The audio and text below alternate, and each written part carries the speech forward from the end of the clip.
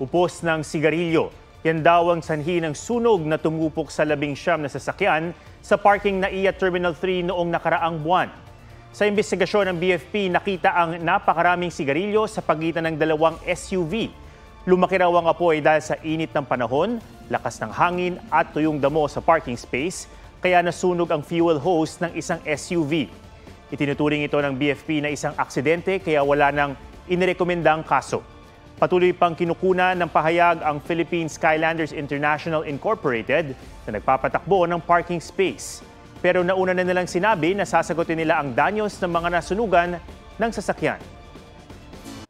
Mga kapuso, alamin ang State of the Nation. Mag-subscribe sa GMA Integrated News sa YouTube. Sa ating mga kapuso abroad, samahan niyo kami sa GMA Pinoy TV at sa www.gmanews.tv.